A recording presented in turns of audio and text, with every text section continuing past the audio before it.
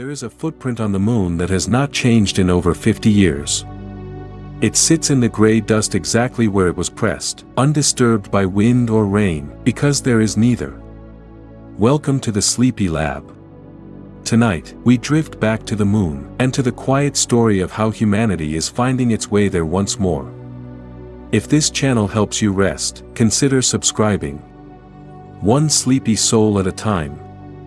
Now, let's begin. The last human boot print on the moon was left in December of 1972. Commander Gene Cernan climbed the ladder of the Apollo 17 lunar module, stepped inside, and the hatch closed behind him. No one has gone back since.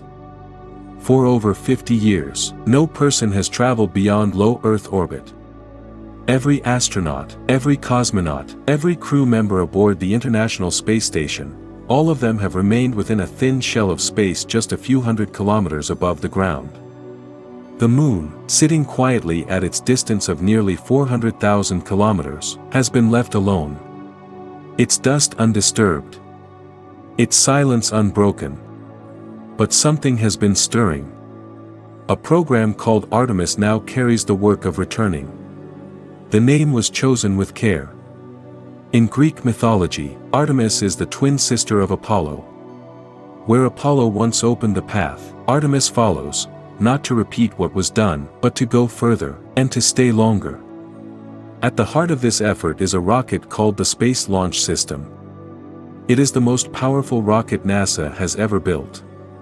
When its engines and solid rocket boosters ignite together, they produce roughly 8.8 million pounds of thrust. That is a force almost beyond imagining. The ground trembles for kilometers in every direction. The air itself tears apart in waves of sound and heat. And slowly, heavily, the rocket lifts from the pad and rises into the sky. Sitting atop that rocket is a spacecraft called Orion. It is designed to carry up to 4 astronauts on deep space missions, far beyond the reach of the space station, far beyond the familiar orbits where humans have spent the last half-century. Orion is built for the long journey. And it is built to come home. Re-entering Earth's atmosphere from lunar distance is a violent thing. The spacecraft meets the air at tremendous speed, and friction turns the surrounding space into a furnace. Orion's heat shield is the largest ever constructed for a human spacecraft. It must endure temperatures near to 760 degrees Celsius. That is roughly half the temperature of the surface of the Sun. And yet behind that shield, the cabin must remain cool and safe, a quiet pocket of breathable air falling through fire. In November of 2022, Artemis 1 launched for the first time. There were no astronauts aboard. It was a test, a careful, uncrewed flight to prove that the rocket and the spacecraft could do what they were designed to do. Orion traveled out to the moon, swept around it, and continued onward into deep space. During that mission, it traveled farther from Earth than any spacecraft designed for humans ever has. A small capsule, alone in the dark, drifting past the far side of the moon with nothing but stars ahead.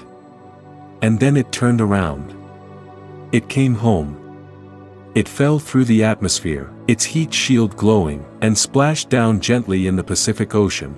The next step is Artemis 2. This mission will carry astronauts around the moon without landing. They will loop behind the far side, see the Earth disappear behind the lunar horizon, and then swing back toward home. It will be the first time human beings have traveled beyond low Earth orbit since that December night in 1972. More than 50 years of silence, and then, voices again, out near the moon. But it is Artemis 3 that holds the moment so many have been waiting for. Artemis 3 aims to land on the moon. And when it does, the first person to step onto the surface will be a woman. Beside her, or close behind, will be the first person of color to walk on another world. These are not small things. For all of Apollo's brilliance, only 12 people ever stood on the moon, and all of them were men of the same background. Artemis begins a different chapter. The landing site for Artemis 3 is planned near the moon's south pole. This is a region never visited by humans. The Apollo missions all landed near the equator, on relatively flat and sunlit plains. The South Pole is a different landscape entirely. It is a place of long shadows and ancient cold. Here, the sun hangs low on the horizon, barely rising above the rims of deep craters. And inside some of those craters, the sun has never risen at all. These are called permanently shadowed regions. They have not seen a single ray of sunlight for billions of years. Not since the craters were formed by impacts so long ago that Earth itself was still young. Think of that for a moment. A place on a world just next door to ours, close enough that its light touches your window at night, where darkness has persisted without interruption for longer than complex life has existed on Earth. And it is into that ancient darkness that Artemis will go. Quietly. Carefully. Carrying light where there has been none. Inside those craters, the cold is almost beyond comprehension. Temperatures fall below -230 degrees Celsius. That is colder than the surface of Pluto. Colder than almost any natural place we have ever measured in the solar system. A stillness so deep that even molecules barely move. And it is precisely this cold, this absolute and patient cold, that may have preserved something extraordinary. Scientists believe that water ice lies hidden in those permanently shadowed regions. Not flowing water, not pools or streams, but ice mixed into the soil, locked in place by temperatures that have not changed in eons. It has been there, waiting, in the dark, for longer than we can easily hold in our minds. The first strong confirmation came not from an American mission, but from India's Chandrayaan-1 orbiter, which detected clear signatures of water molecules on the lunar surface in 2008. Later missions added to the evidence, each one strengthening the case. The moon, long thought to be utterly dry, was holding a quiet secret all along. And that secret matters more than you might expect at first. Water, even in the form of ancient ice buried in shadow, can be broken apart. Split into its two elements. Hydrogen and oxygen. The hydrogen can be used as fuel. The oxygen can be breathed. A single resource, frozen in darkness for billions of years, could one day help sustain the people who come to study it. It could fill their lungs and power their journey home. This is part of why the South Pole was chosen. Not only for what it can teach, and there is another gift the South Pole offers, one that sits in quiet contrast to those frozen craters. Along the rims of certain ridges and peaks near the pole, there are places where the sun almost never sets. Peaks of near-eternal light. While the craters below remain locked in permanent shadow, these high points catch the sun as it traces its low circle along the horizon, staying illuminated for months at a time, sometimes nearly the entire year. Solar panels placed on those ridges could generate power almost continuously.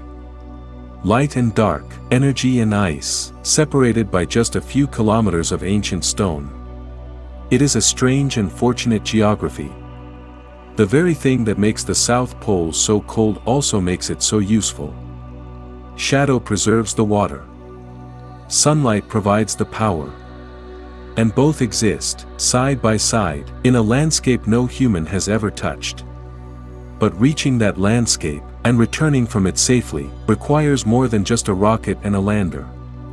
It requires a place to pause along the way. That is the idea behind Gateway.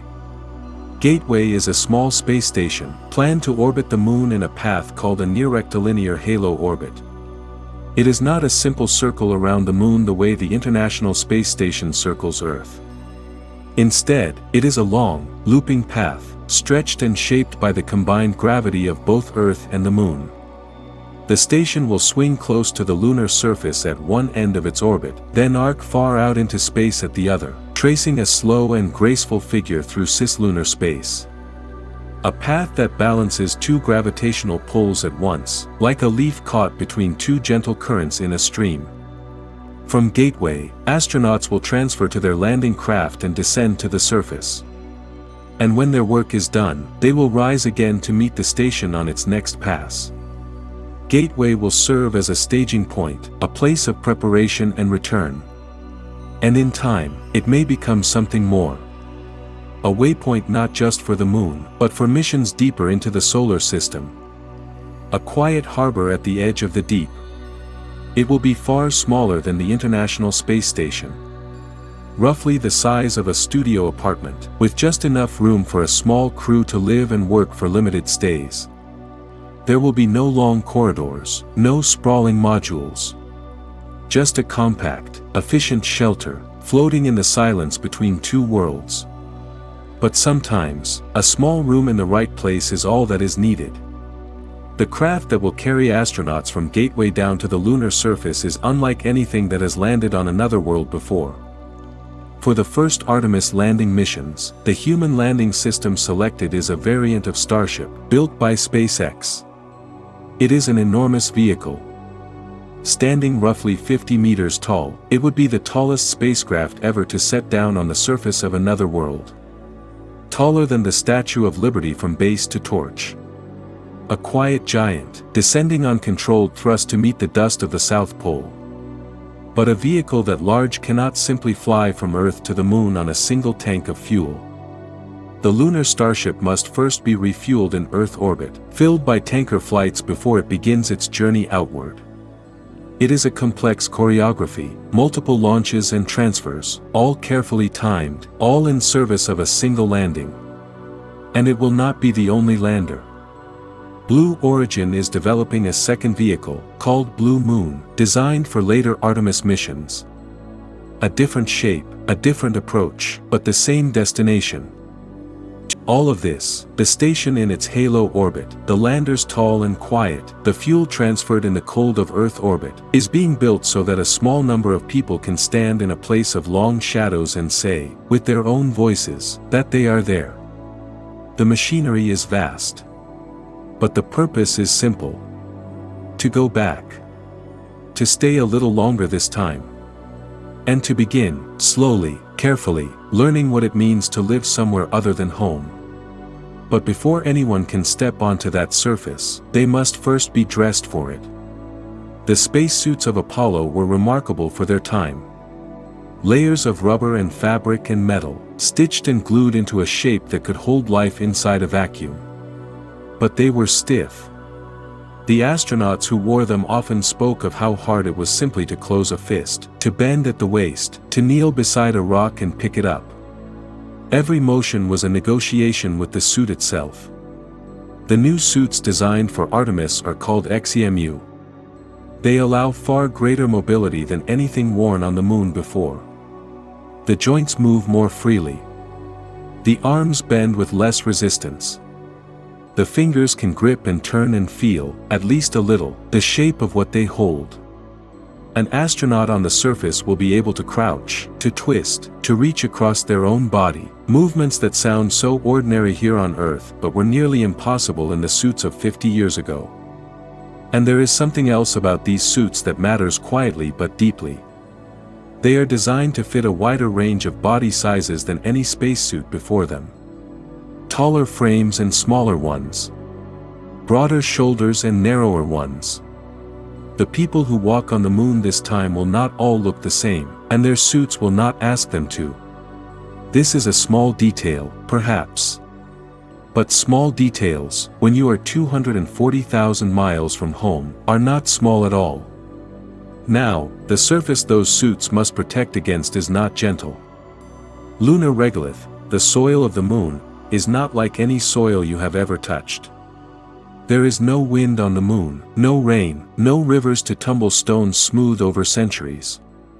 Instead, the ground has been shaped by a single process repeated for billions of years: impact.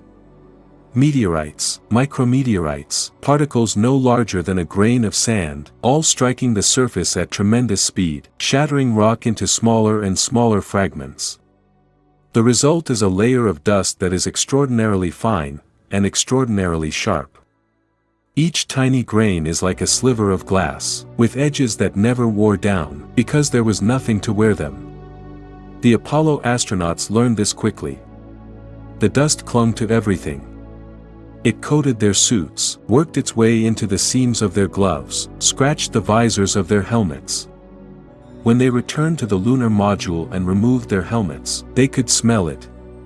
A sharp, metallic scent. They said it smelled like spent gunpowder.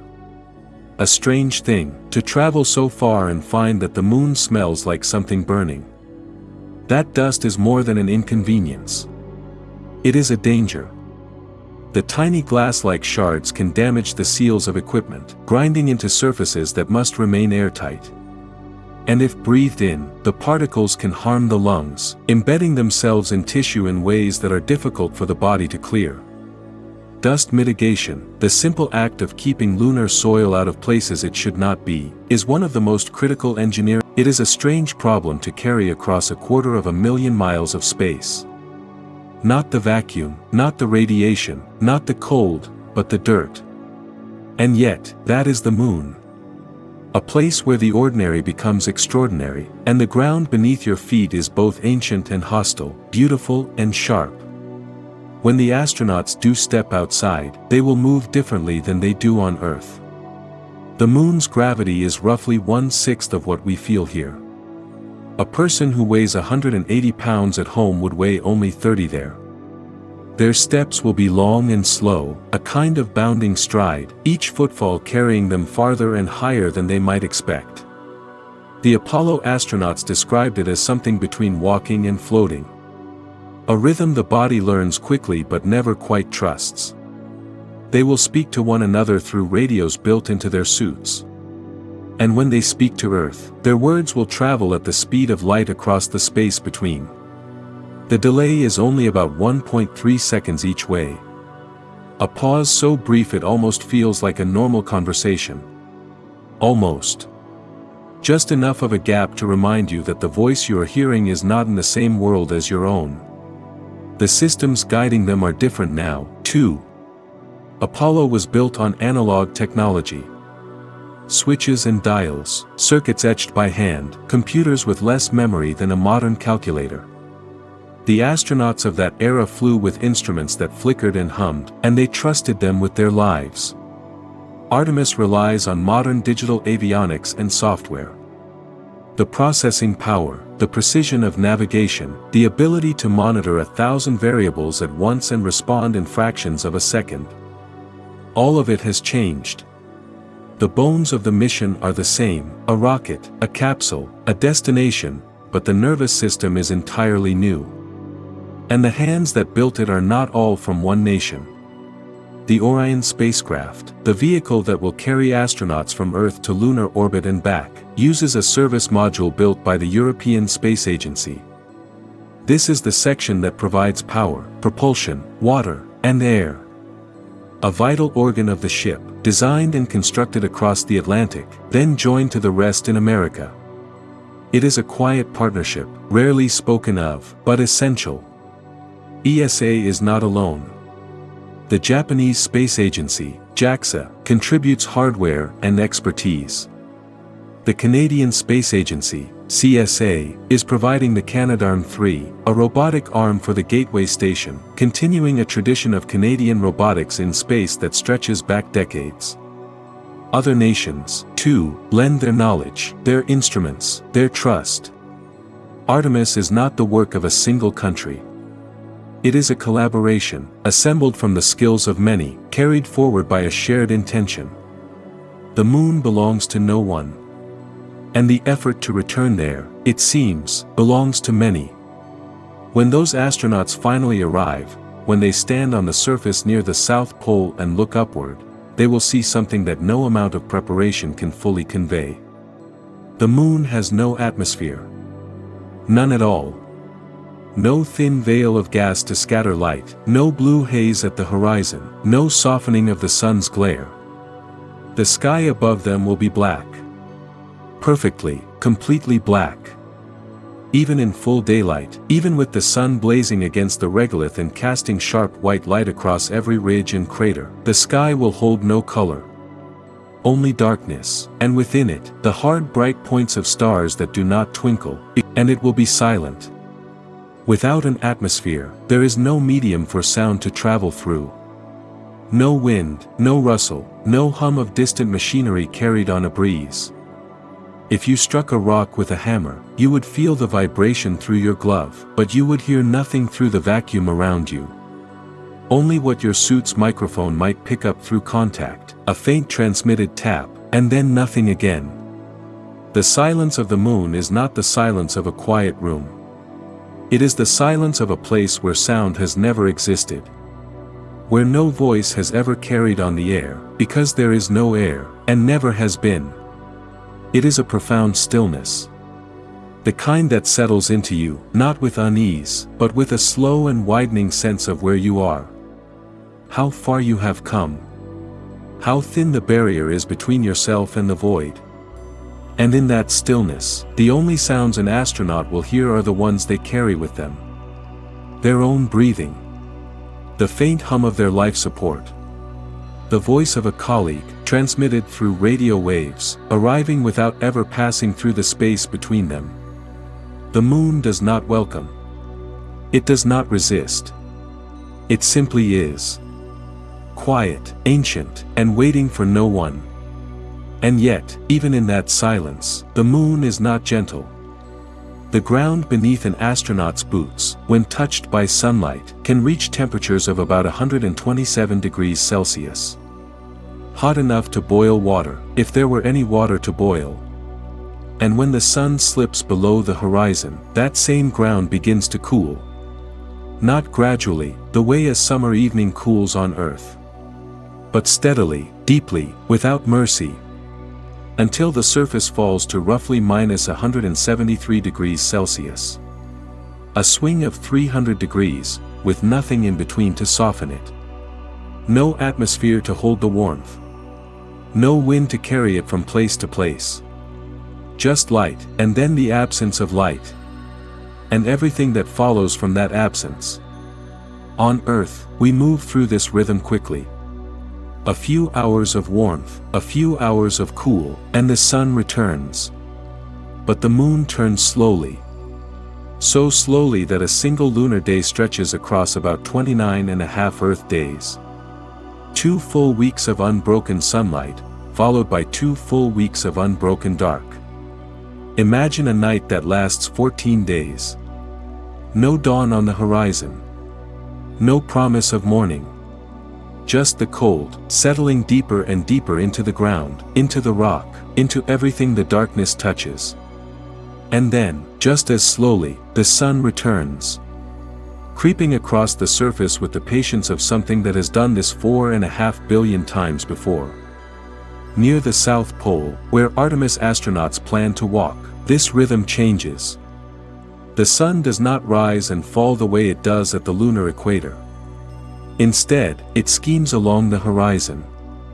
Barely lifting above the rim of the craters. Casting shadows that stretch for kilometers across the gray terrain. Long, thin fingers of darkness that shift so slowly they seem almost still. The light there is always low, always angled, always golden in a way that would be beautiful if anyone were there to see it. And in some places, the sun never quite reaches at all. Those are the permanently shadowed craters, where the cold has held its grip for billions of years. But on the nearby ridges, the light almost never fades. And it is between these extremes, between the eternal shadow and the near-eternal light, that the moon keeps this slow rhythm not by choice, but by gravity. The same gravity that connects it to the earth in ways we feel every day without thinking. The tides that rise and fall along our coastlines, the oceans that swell and retreat twice a day, are moved primarily by the moon. Its gravitational pull reaches across nearly 400,000 kilometers of space and gently tugs at the water on our world. It is a quiet conversation between two bodies, one large and one small, that has been going on for longer than either has had a name. But this conversation is not quite balanced. The moon is slowly drifting away from us. Each year, it moves about 3.8 centimeters farther from Earth. Not much. About the speed at which a fingernail grows. But over millions of years, it adds up. The moon that our earliest ancestors saw hung closer in the sky, and looked larger, and pulled the tides a little higher. And the moon that will hang above the Earth a billion years from now will be farther still, and smaller in the sky, and a little less connected to the world it once touched so closely. This long, slow parting began with a violent beginning. About 4.5 billion years ago, when the Earth was still young and molten and barely formed, something struck it. A body roughly the size of Mars, sometimes called Theia, collided with the early Earth in an impact so immense it is difficult to hold in the mind. The energy released was enough to melt both worlds, to throw a vast cloud of debris into orbit around what remained. And from that cloud, slowly, grain by grain, the moon gathered itself together. This is called the giant impact hypothesis. And it explains something that puzzled scientists for a long time. Why the moon's composition is so remarkably similar to Earth's own mantle. They are, in a sense, made of the same material, separated by catastrophe, shaped by time, and bound together still by the gravity between them. But the moon that formed from that ancient collision is not a sheltered place. Earth has a magnetic field, a great invisible shield generated deep in its molten core, that deflects much of the solar wind and cosmic radiation streaming through space. The moon has no such shield. It lost its global magnetic field long ago, if it ever truly had a strong one. And without that protection, the lunar surface lies open, exposed to the constant stream of charged particles from the sun, and to the deeper, more penetrating cosmic rays that drift in from beyond the solar system. The radiation on the moon's surface is roughly 2.6 times higher than what astronauts experience aboard the International Space Station. And the station already orbits within the partial shelter of Earth's magnetic field. This is one of the quieter dangers of the moon. Not dramatic, not sudden, but constant. A slow accumulation that the human body was never meant to endure. And so, when Artemis planners design the shelters where astronauts will live and rest, they must think not only of temperature and air and pressure, but of this invisible rain that never stops falling. Shelters must protect against radiation and against micrometeorites, tiny fragments of rock and metal that strike the surface at tremendous speed, with no atmosphere to. One idea is beautifully simple. Cover the habitat with regolith. Take the very dust and broken rock that already blankets the moon and pile it on top of the structure, letting the soil itself serve as a shield. The same material that clings to suits and clogs machinery could become the walls that keep astronauts safe. A few meters of packed lunar soil can absorb much of the radiation that would otherwise pass through. It is not elegant in the way we sometimes imagine the future to be. But it is practical, and the moon has no shortage of regolith to offer. Others are studying something more ambitious. Three-dimensional printing using lunar soil as the raw material. Machines that could land on the surface before any astronaut arrives, scoop up the ground beneath them, and begin to build. Layer by layer, wall by wall, constructing shelters from the moon itself. It is still early work, still being tested in laboratories on Earth with simulated lunar soil. But the idea carries a certain quiet poetry. That the moon, so barren and so still, might provide the very material from which we build our first home beyond this world. And there is one more thing about the moon that shapes everything we know of it, and everything we have yet to learn. It always shows us the same face. The moon rotates, yes. But it rotates at exactly the same rate that it orbits the Earth. So the same side always points toward us. This is called tidal locking, and it is not a coincidence. It is the result of billions of years of gravitational interaction, a slow synchronization between the Earth's pull and the moon's own rotation, until the two fell into step. And they have been in step ever since. The face we see tonight is the same face every human being has ever seen when looking up. The same dark Maria, the same bright highlands, the same patient expression, if you can call it that, gazing back at us across the distance. But there is another side. A side that never faces Earth. A side that no human eye saw until a Soviet spacecraft photographed it in 1959. The far side of the moon. From the far side, the view is like nothing any human has ever known. If you stood there, on that hidden terrain, and looked up, you would not see Earth. Not a blue marble, not a pale, not even a faint glow on the horizon. Nothing. Only deep space in every direction.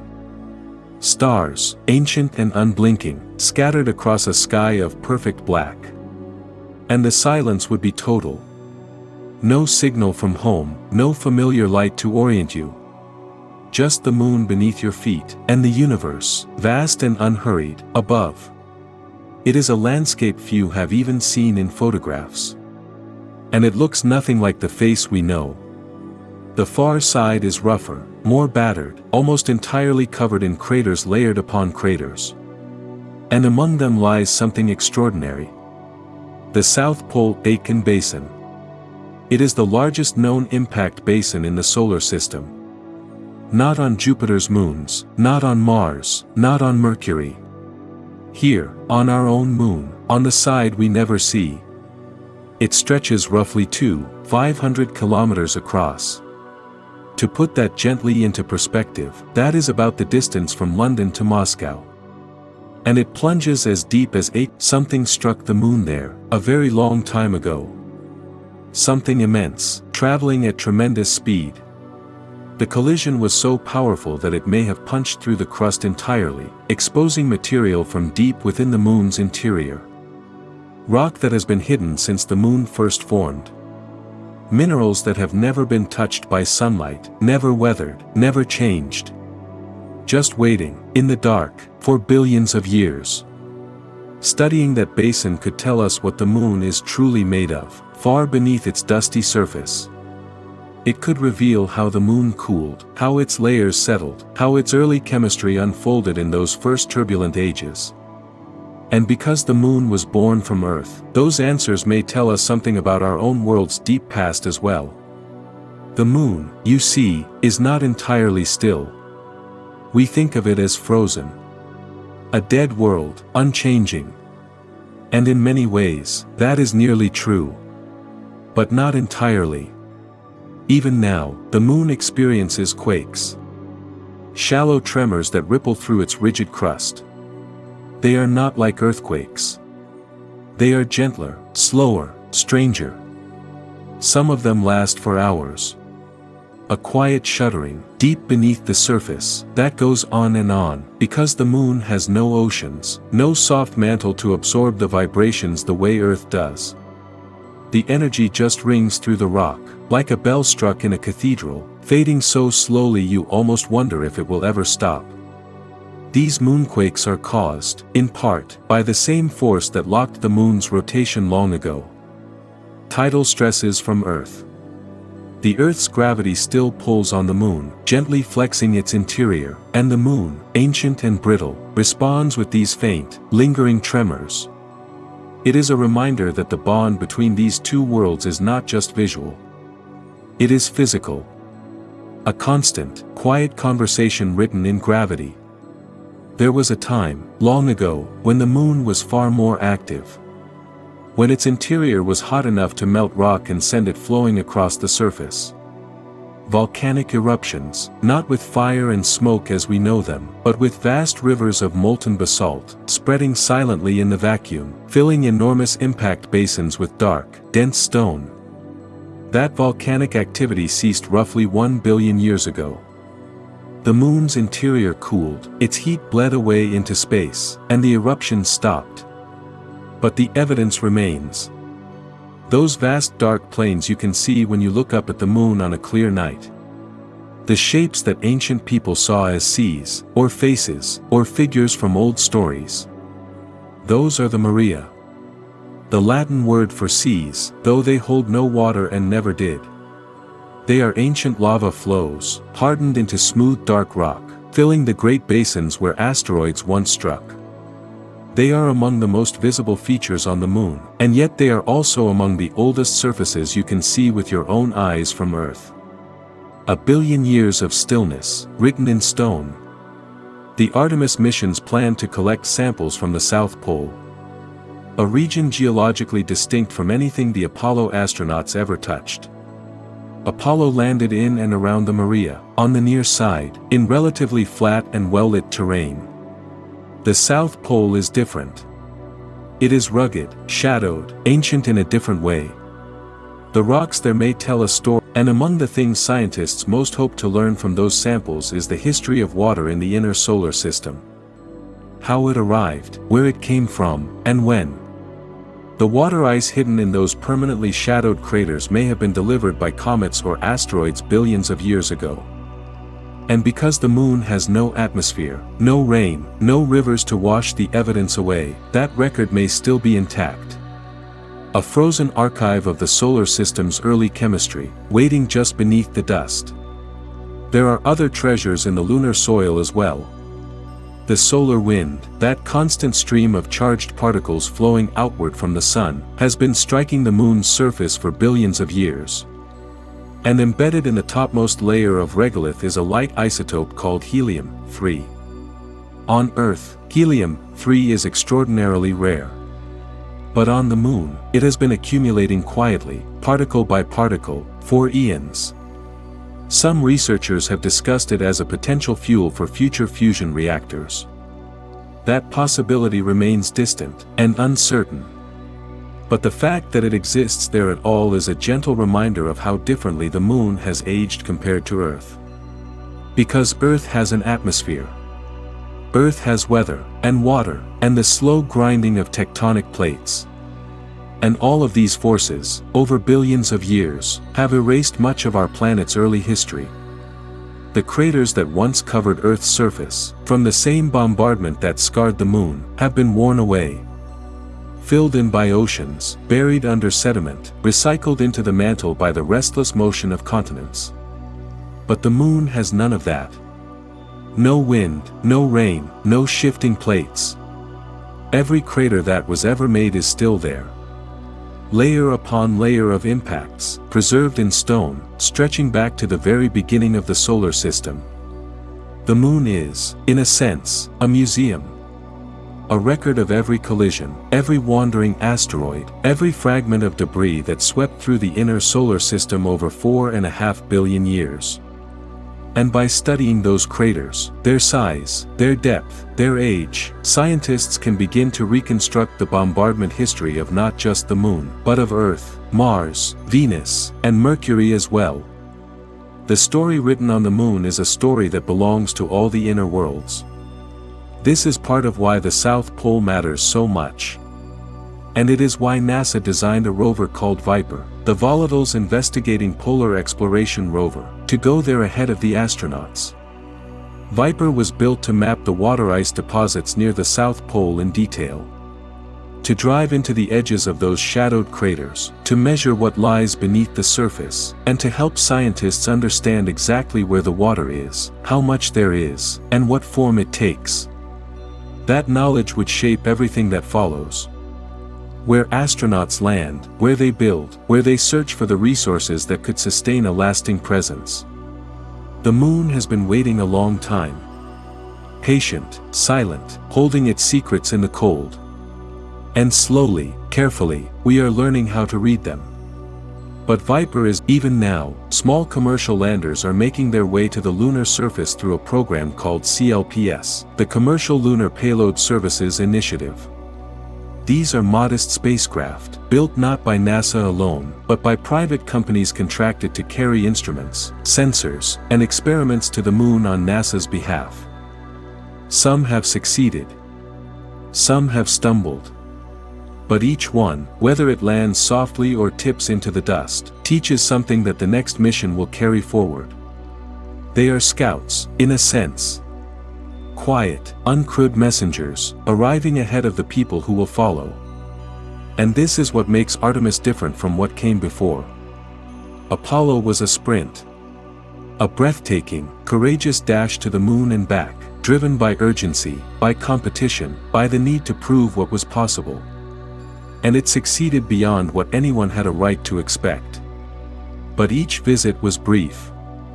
a few days at most, and then the astronauts returned home, and the moon was quiet again. Artemis does not aim to visit. Artemis aims to stay. The goal is not a single landing, not a flag and footprints and a safe return. The goal is a sustained presence. A place where human beings live and work on the moon for weeks at a time, and then return, and then go back again. Where equipment is pre-positioned before the crew arrives. Where habitats are waiting, power systems are running, and the infrastructure of a small outpost slowly takes shape on the southern rim of the moon. This changes everything about how we think of the lunar surface. It is no longer a destination. It becomes a place. And there is a deeper reason for building that place, one that reaches far beyond the moon itself. Mars. A permanent lunar outpost could serve as a proving ground for the technologies that human beings will need if they ever hope to reach Mars. Life support systems that recycle air and water for months on end. Radiation shielding that protects the body from the slow, invisible damage of cosmic rays. Habitat construction using materials found on site, not carried from Earth. All of these things can be tested on the moon, refined on the moon, allowed to fail and be rebuilt on the moon, where help is close and the margins for error are not quite so thin. Because living on the moon, truly living there, means confronting every challenge that Mars will pose, only in a place where rescue is still possible. The recycling of water, of oxygen, of waste. The careful management of food and energy. The slow toll that low gravity takes on muscle and bone. These are not abstract problems. They are daily realities for anyone who stays beyond a few days, and the moon is where we learn to solve them. And then there are the challenges that no machine can simulate. The psychological weight of isolation. The knowledge that you are separated from every other living person by 250,000 miles of vacuum.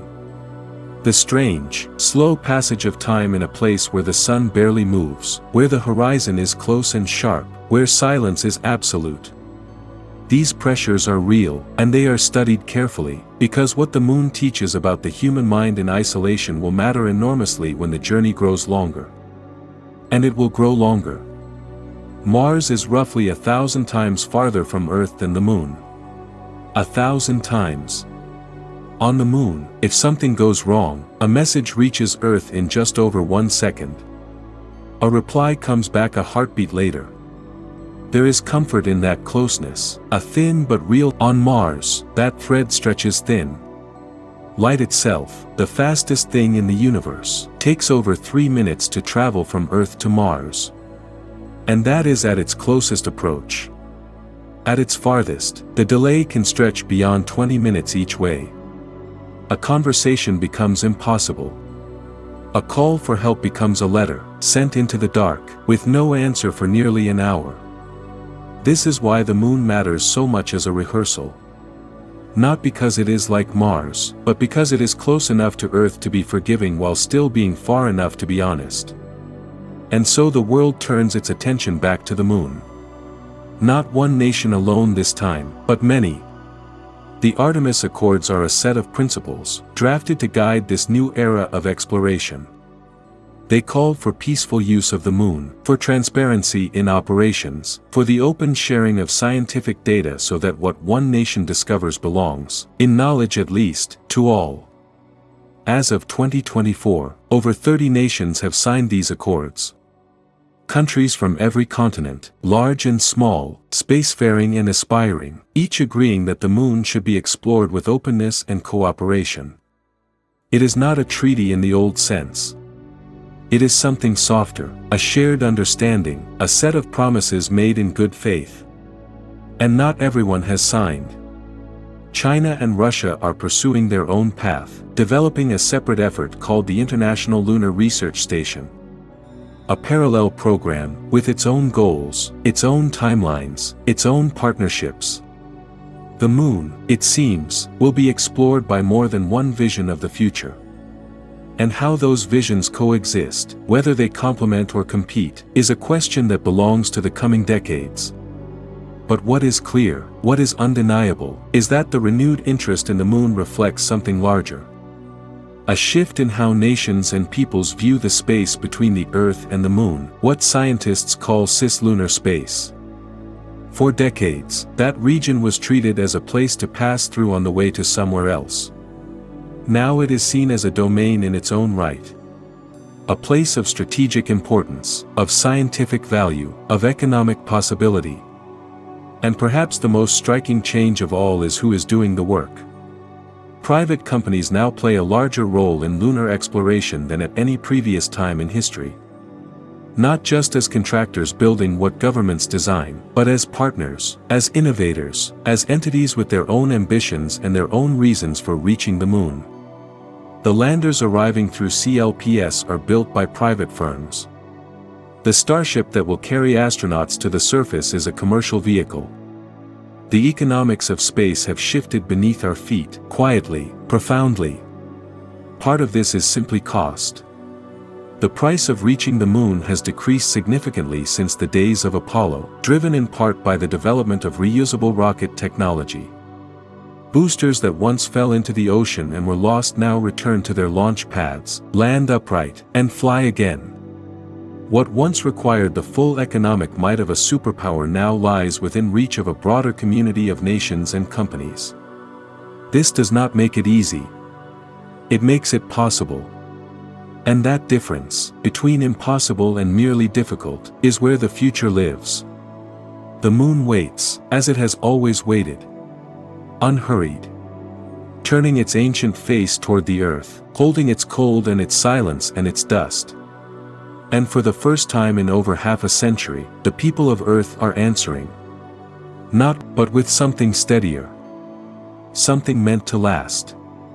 The Apollo program, across roughly 12 years, cost about $260 billion in today's currency.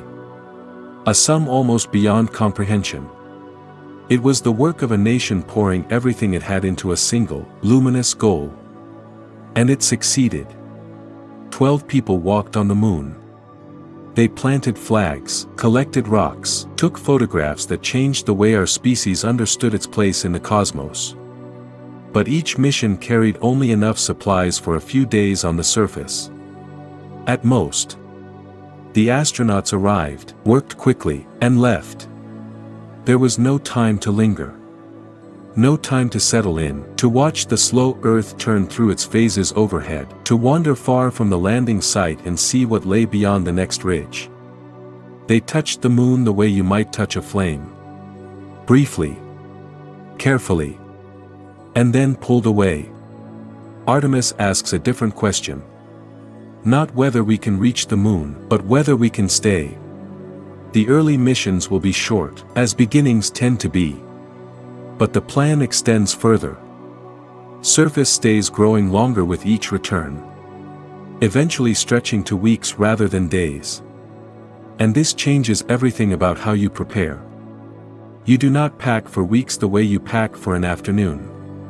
Supplies will be sent ahead, pre-positioned on the surface before the crew ever arrives. Habitats waiting in the dust.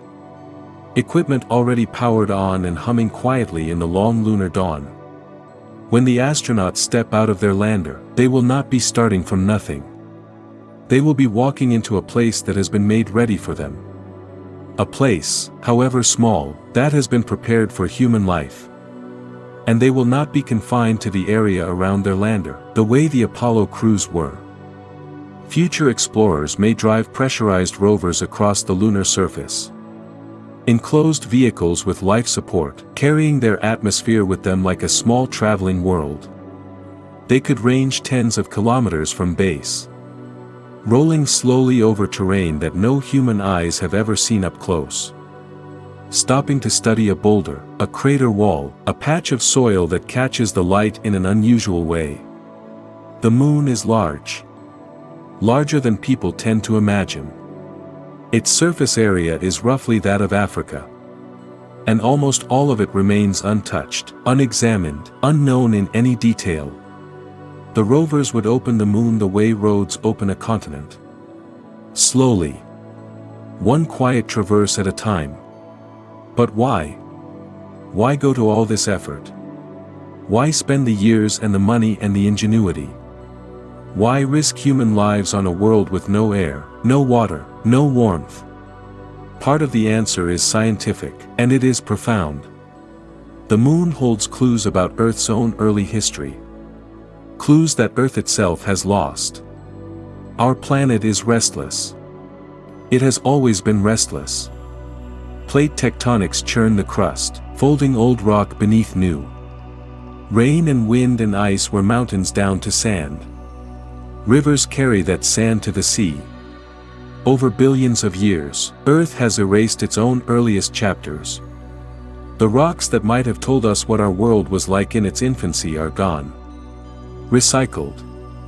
Dissolved. But the moon has no such restlessness. It has no plates shifting beneath its surface. No rain. No rivers. No wind. What falls on the moon stays. What is written in its dust remains written. The craters that formed 4 billion years ago still hold their shape, as crisp and clear as the day they were made. Every grain of regolith is a quiet record. Every impact scar a timestamp. The moon has been keeping a diary of the solar system's history, patiently, in perfect silence, for 4.5 billion years. And no one has ever read most of it. The samples returned by Artemis, from regions the Apollo missions never reached, could tell us about the rate of asteroid impacts in the early solar system.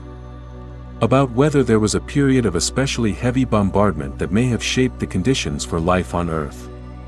About where our water came from, and when it arrived. The moon remembers what Earth has forgotten. And it has been waiting, all this time, for someone to come and ask. Yet even this is not the whole answer.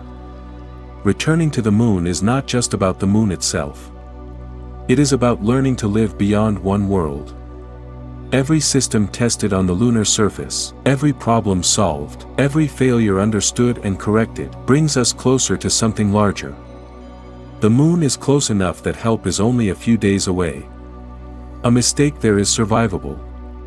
A lesson there can be learned without catastrophe. Mars offers no such kindness. Mars is months away in every direction. The moon is where we learn. Where we practice the art of living somewhere that was never meant for us. Where we discover what we have overlooked, what we have underestimated, what the textbooks did not predict. And perhaps, in the quiet hours between tasks, an astronaut will stand at the edge of a crater near the South Pole and look up. The sun low on the horizon. The shadows stretching out for kilometers, sharp and black and absolute. No sound at all. Not even wind. Just the faint hiss of their own breathing inside the suit. And above them, the stars. Unblinking. Countless. The same stars that shone down on this dust 4 billion years before anyone was alive to name them. The moon does not care that we are coming back. It does not notice. It simply continues its slow, ancient orbit, turning the same face toward Earth, holding its silence. But we notice. We look up, and we remember. And after 50 years, we go back. Not because the moon has changed, but because we have.